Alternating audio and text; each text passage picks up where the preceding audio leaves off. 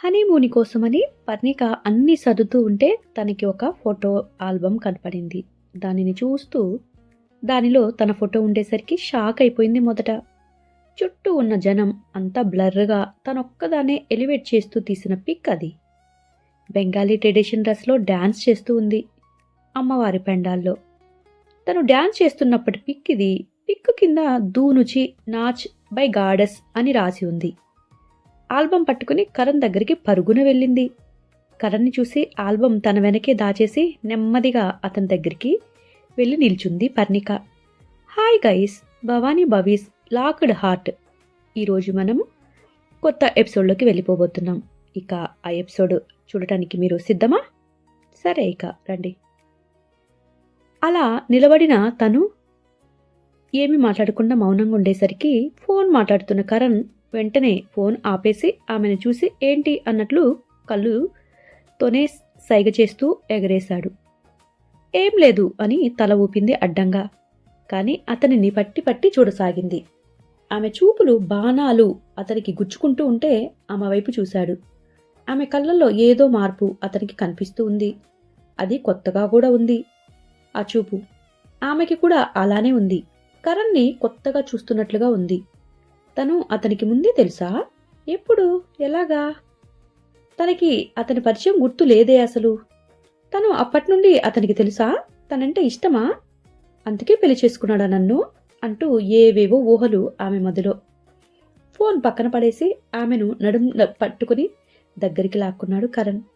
ఏదో ధ్యాసలో ఉన్న ఆమె అతనిపై పడిపోయింది. ఆమెని సరిగా పట్టుకుని వెనక దాచిన ఆల్బం తీసుకున్నాడు మరో చేతితో. ఇది ఎక్కడ దొరికింది నీకు అని అడిగాడు కరణ్. బట్టలు ప్యాక్ చేస్తూ ఉంటే కనిపించింది అంది పర్ణిక చిన్నగా కరణ్ వైపు చూస్తూ. ఓహ్ అవునా అని అన్నాడు కరణ్. అంటూ ఆల్బం తీసుకుని మొదటి ఫోటో చూపించింది పర్ణిక. ఇది నేనే, నా ఫోటో మీ దగ్గరికి ఎందుకు వచ్చింది అని అడిగింది అతని కళ్ళల్లో భావాలు గమనిస్తూ. తీస్తే వస్తుంది అని అన్నాడు మామూలుగా అతి సాధారణంగా కరణ్. అంటే అంటూ అతని మాటలు అర్థం కాక పర్ణిక కరణ్ని అడిగింది. నాకు చిన్నప్పటి నుండి ఫోటోగ్రఫీ అంటే ఇష్టం. అన్నయ్య బిజినెస్ చేసుకుంటూ ఉంటుంటే నేను ఫోటోగ్రఫీ చేస్తూ ఉండేవాడిని. అన్నయ్యతో కలిసి అప్పుడప్పుడు ఆఫీస్కి వెళ్ళినా కూడా ఎక్కువ నా సరదాలు నా ఇష్టాలకి ప్రాధాన్యత ఇచ్చేవాడు. నేను కూడా హ్యాపీగా ఎంజాయ్ చేస్తూ తిరుగుతూ ఉండేవాడిని. కానీ అన్నయ్య చనిపోయాక పూర్తిగా బిజినెస్లోకి రాక తప్పలేదు నాకు. ఈ ఆల్బమ్ నేను ఇండియాలోని డిఫరెంట్ కల్చర్స్పై షూట్ చేస్తూ ఉన్నప్పుడు ఫొటోస్ ఇవి. మీరు కలకత్తా వచ్చారా అని అడిగింది పర్ణిక. హా, దసరా అక్కడ బాగుంటుంది అని నా ఫోటోషూట్కి పర్ఫెక్ట్ అని వచ్చాను అన్నాడు.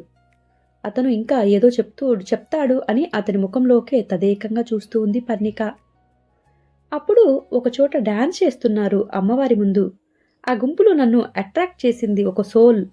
తనని రకరకాల యాంగిల్స్లో పిక్స్ తీశాను. డాన్స్ పూర్తయ్యే వరకు తన నుండి నా చూపు పక్కకి వెళ్ళలేదనుకో అంటూ పిక్స్ చూపిద్దాం అని దగ్గరికి వెళ్తుంటే ఆమె దగ్గరికి ఒకతను వచ్చాడు. అతనిని చూడగానే ఆమె ముఖం ఆనందం చూసి ఇక నేను వాళ్ళ దగ్గరికి వెళ్ళలేదు. I don't want to spoil her moment. నేను తర్వాతి రోజు అక్కడి నుండి వచ్చేశాను. నాకు అన్నిట్లో నచ్చిన పిక్ ఇది. అది ఆల్బంలో చేరింది అలా అని ముగించాడు కరణ్. అతను చెప్పింది విని మిక్స్డ్ ఫీలింగ్స్ కలిగాయి పర్ణికలో. అంటే తాను ఊహించినట్టు ఆమెను అతను సీక్రెట్గా ప్రేమించలేదు. జస్ట్ చూశాడంతే. అంటే అతనికి తానంటే ప్రేమ ఏమీ లేదు అంటూ కొంత నిరాశ కలిగింది ఆమెలో. ముడుచుకున్న ఆమె మోము చూసి ఏమైంది అని అడిగాడు. ఏమీ లేదులే అంటూ బలవంతంగా నవ్వింది పర్ణిక. ఆల్బం పక్కన పట్టేసి ఆమెను దగ్గరగా తీసుకుని నేను నిన్ను లవ్ చేశాను, కానీ నువ్వు వేరే అబ్బాయితో లవ్తో ఉన్నావు కదా అని నేను దూరంగా ఉండిపోయాను అని చెప్తాను అని అనుకున్నావా అని అడిగాడు లాలనగా. అని అంది అతని గుండెలో ముఖం దాచుకొని. ఆమె గడ్డం పట్టుకుని పైకి లేపాడు కరణ్. ఆమె కళ్ళపై ముద్దులు పెట్టుకుని నాకు అబద్ధం చెప్పడం ఇష్టం లేదు పరి. నిజంగా కటువుగా ఉన్నా కానీ అదే మంచిది. అబద్ధం అందంగా ఉన్నా అది తాత్కాలికమే. సో నాకు నిన్ను రిసీవ్ చేయాలి అని లేదు. నేను నిన్ను అప్పుడు లవ్ చేయాల్సిన అవసరం ఏముంది చెప్పు? ఇప్పుడు ప్రజెంట్ చేస్తే చాలదా?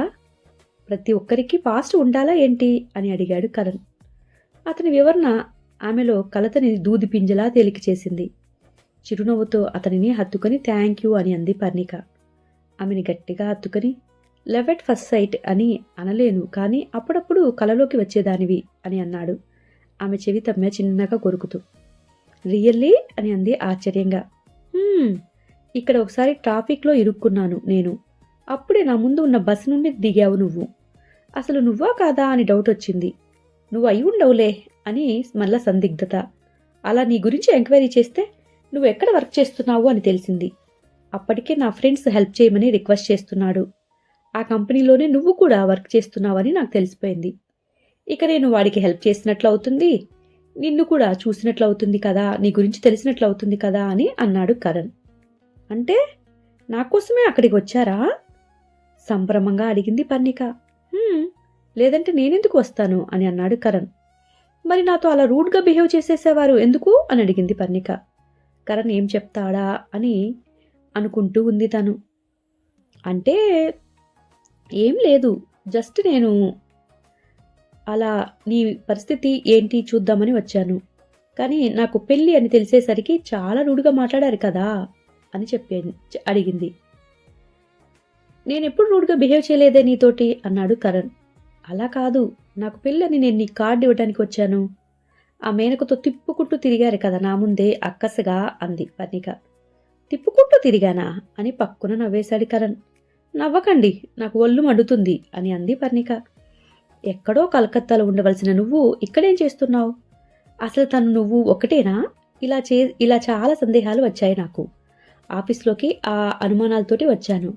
అది నువ్వే అని నా మనసు చెప్తుంది. కానీ తను తలుక్కుని మెరిసే నక్షత్రం అయితే నువ్వు మబ్బులా కమ్మేసే ఆకాశంలా మూడిగా ఉన్నావు.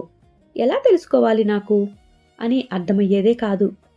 నీ డీటెయిల్స్ కరెక్ట్గా నాకు తెలియదు. నాకు ఆ రోజే నిన్ను ఎవరితో అయితే చూశానో మళ్ళీ అతను కనిపించడం, ఆ రోజు నీ పక్కన ఉన్న ఇంకో అబ్బాయితో అతను కలిసి రావటం చూశాక కన్ఫర్మ్ అయిపోయింది తను నువ్వు ఒకటే అని. ఎందుకు నీ గురించి ఇంత క్యూరియాసిటీ అంటే ఐ డోంట్ నో. నువ్వు వేరే ఎవరితో అయినా కనిపిస్తే నాకు నచ్చేది కాదు. పెళ్ళి అనేసరికి చాలా కోపం వచ్చేసింది నాకు. లవ్ అనలేనేమో కానీ నువ్వు నాకు కావాలి అని అనిపించేది. అయినా నువ్వేదో మంచిదానివి అన్నట్లు చెప్తున్నావు. నీకు కూడా టెక్ ఎక్కువే కదా, ఏ రోజైనా తిన్నగా మాట్లాడావా ఏంటి నాతోటి అని అడిగాడు కరణ్.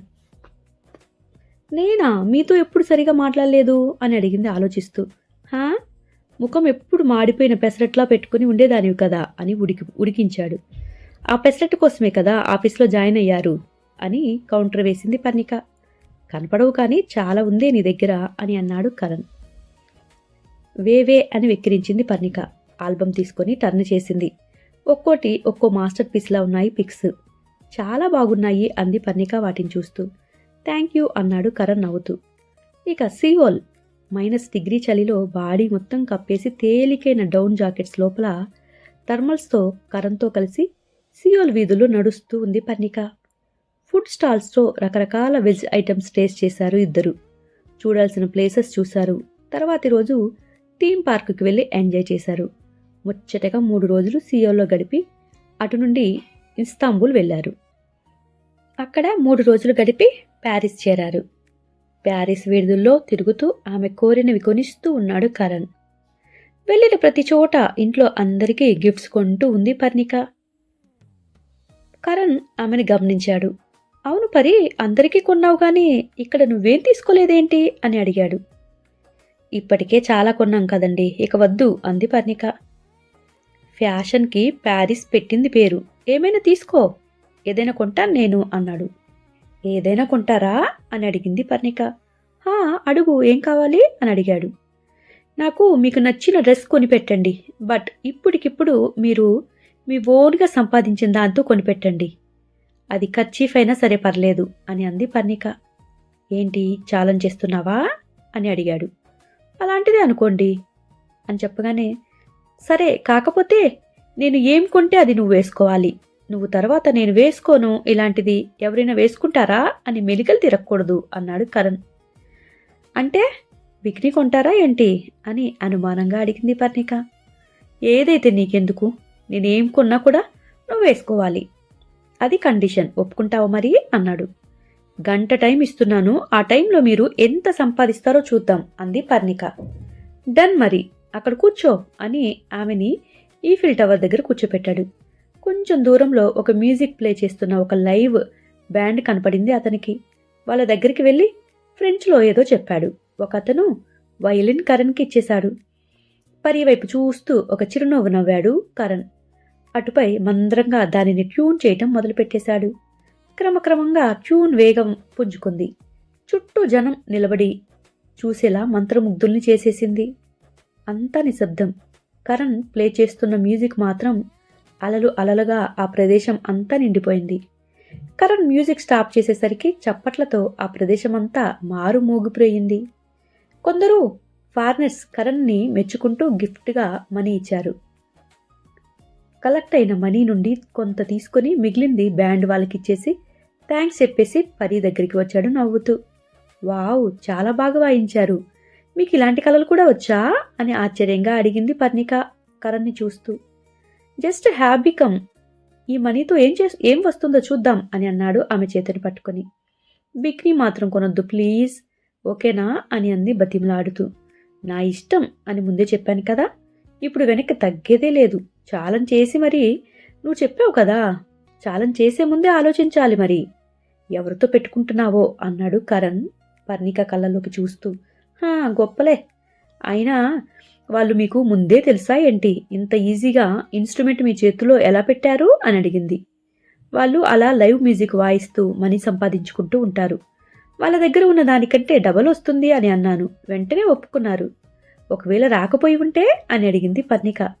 ఇంకో సాంగ్ ప్లే చేసేవాడిని అని అన్నాడు సింపుల్గా. అంతలో ఇద్దరు ఒక షాప్ ముందు ఆగారు. వాళ్ళు అలా లైవ్ మ్యూజిక్ వాయిస్తూ మనీ సంపాదించుకుంటూ ఉంటారు. వాళ్ళ దగ్గర ఉన్న దానికంటే డబల్ వచ్చేస్తూ ఉంటుంది. అప్పుడప్పుడు ఇలా అందరూ వచ్చి వాయిస్తూ ఉంటారులే అని చెప్పాడు. ఇక చక్కగా ఇద్దరు అలా షాపు దగ్గరికి వెళ్ళి షాప్ ముందు ఆగగానే ఇద్దరు లోపలికి వెళ్ళారు. మ్యానిక్విన్స్కి వేసిన డ్రెస్సులను చూస్తూ ముందుకు నడుస్తున్నాడు కరణ్. షాపు అసిస్టెంట్ వచ్చి వాళ్ళకేం కావాలో అని అడిగింది. బ్లాక్ కలర్ లేస్ డ్రెస్ చూపిస్తూ దాన్ని ఇవ్వమని అడిగాడు కరణ్. దాన్ని చూసి ముఖం వికారంగా పెట్టుకుంది పర్ణిక. లైనింగ్ లేకుండా కుట్టేశారు, దానిని ఎలా వేసుకొని తిరుగుతాం అంది. ఉంది కదా లైనింగ్, దాచాలి అన్నవి దాచేందుకు అని అన్నాడు ఐవింక్ చేస్తూ కరణ్. ఇష్, నీకు సిగ్గులేదు, ఆ అమ్మాయి ఏమనుకుంటుంది అని అంది కోపంగా.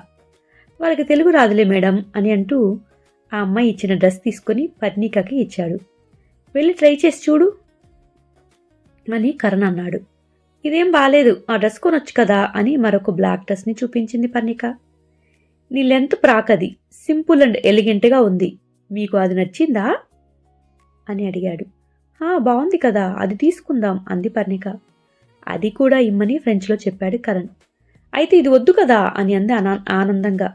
మేడం, ఇది నా కోసం, అది నీ కోసం కొంటున్నాను, సో 2 ట్రైలు వెయ్యి, ఫిట్టింగ్ సరిగా లేకపోతే సైజ్ మార్చుకోవచ్చు అని అన్నాడు కరణ్. తప్పదా అని అడిగింది పర్ణిక. తప్పదు, వెళ్ళు అని ఆమె ట్రయల్ రూమ్లోకి తోసేశాడు.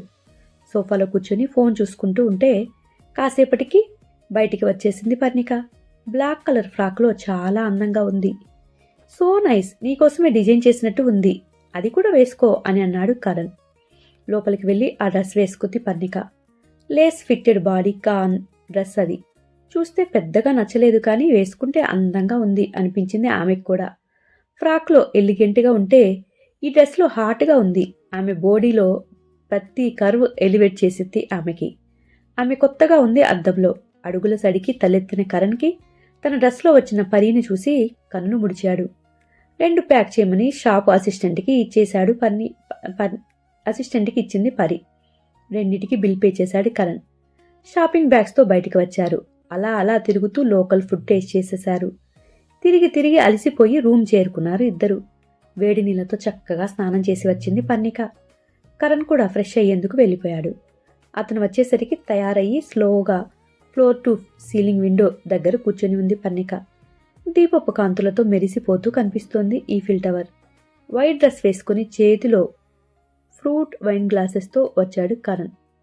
విండో వైపు కూర్చొని ఉంది పర్ణిక. ఆమె పక్కకి వెళ్ళాక కానీ అతనికి తెలియలేదు తాను కొనిచ్చిన డ్రెస్ వేసుకొని ఉంది అని. అతనిని చూసి చిరునవ్వుతో లేచి నిలబడింది. గుండ్రంగా తిరిగి ఇది ఎలా ఉంది అని అడిగింది. సో హాట్ అని అన్నాడు ఆమెని కళ్ళలో నింపుకుంటూ. అతని చూపులకు సిగ్గుపడుతూ నవ్వింది పర్ణిక. గ్లాసులు టేబుల్పై పెట్టి ఆమెను హత్తుకున్నాడు కరణ్. అతని చుట్టూ చేతులు బిగించి అతనిలో ఒదిగిపోయింది పర్ణిక. ఆమె బుగ్గలు బుద్దాడి ఆమెను ఒడిలో కూర్చోపెట్టుకుని సింగిల్ సోఫాలో కూర్చున్నాడు. గ్లాసులు తీసి అతనికి ఒకటి అందించింది, మరొకటి తాను తీసుకుంది. చీట్స్ చెప్పి డ్రింక్ సిప్ చేశాడు కరణ్. ఈఫిల్ టవర్ మిలమిలలు చూస్తూ డ్రింక్ కంప్లీట్ చేశారు. టేబుల్పై కాళ్ళు పెట్టేసి అతనిపై వెనక్కి వాలింది పర్ణిక. అతని కౌగిలిలో ఇమిడిపోయి ప్యారిస్ కాంతులు చూస్తూ ఉంది పర్ణిక. పరి రాకపోయేసరికి స్నేహ చాలా మౌనంగా మారిపోయింది తన ఆఫీసులో. తన పని తాను చేసుకోవటం, ఇంటికి వెళ్ళిపోవటం, ముహూర్తాలు పెట్టేయటంతో జాబ్ మానేయాలని ఒత్తిడి పెరిగిపోయింది ఇంట్లో. ఇక తప్పక రిజైన్ లెటర్ మెయిన్ చేసింది స్నేహ. దాన్ని చూసి వెంటనే కాల్ చేశాడు రామ్. ఆఫీస్ నుండి కాల్ వస్తుంది, మాట్లాడి వస్తాను అని తల్లికి చెప్పి మేడ మీదకి వచ్చింది స్నేహ. రామ్కి కాల్ బ్యాక్ చేసింది. స్నేహ, ఏంటిది? ఆ మెయిల్ ఏంటి? రిజైన్ ఎందుకు చేస్తున్నావు? నీ లవ్ రిజెక్ట్ చేశాను అని ఇలా రిజైన్ చేయటం ఫూలిష్నెస్గా ఉంది అంటూ ఆవేశంగా అన్నాడు రామ్. ఎక్స్క్యూజ్ మీ సార్, మీరు అనుకున్నట్టు నేను ఏదో ఫీల్ అయిపోయి రిజైన్ చేయలేదు. నా పర్సనల్ ప్రాబ్లమ్స్ నాకున్నాయి, అందుకే జాబ్ మానేద్దామని అనుకుంటున్నాను అంది పర్ణిక. ఏంటా ప్రాబ్లమ్స్, కొంచెం నాకు కూడా చెప్పండి మేడం అన్నాడు వ్యంగ్యంగా రామ్. పర్సనల్ అన్నాను కదా, మళ్ళీ అడుగుతారేంటి అంటూ చిరాకు పడింది స్నేహ. వివరంగా చెప్తేనే కదా రిజైన్ లెటర్ ఓకే చేస్తాను, లేదంటే రేపటి నుండి జాబ్కి రావాల్సిందే అని అన్నాడు కోపంగా రామ్. అయితే వినండి, నాకు పెళ్లి కుదిరింది, ఇంకో వారంలో పెళ్లి, రేపు ఎంగేజ్మెంట్. ఈ కారణం సరిపోతుందా? ఇక సరిపోతుంది అనుకుంటున్నాను అంటూ కాల్ కట్ చేసింది స్నేహ. అస్తమిస్తున్న సూర్యుడు తన దగ్గర నిలిచిపోయిన రంగుల ఆకాశంలో వెదజల్లినట్టు నింగి అంతా ఎరుపు పసుపు రంగులతో కనిపిస్తూ ఉంది. ఎంతో సుందరమైన దృశ్యం అయినా మనసు బాగుండకపోతే దానిని ఆస్వాదించలేరు కదా. అలానే స్నేహ కూడా నిర్లిప్తంగా పడమటి దిక్కువైపు చూస్తూ కూర్చుండిపోయింది. హాయ్ గైస్, ఈరోజుతోటి ఈ ఎపిసోడ్ అయిపోయింది. మీకు నచ్చిందని అనుకుంటున్నాను. తప్పకుండా ఇది నచ్చితే లైక్ చేసి కామెంట్ చేసి షేర్ చేయటం మర్చిపోకండి. థ్యాంక్ యూ గైస్, మా ఛానల్ని సపోర్ట్ చేస్తున్న మీ అందరికీ. నెక్స్ట్ ఎపిసోడ్ కోసం ఎదురు చూస్తూ ఉంటారు కదా, తిరిగి ఆ ఎపిసోడ్లో కలుద్దాం. బాయ్.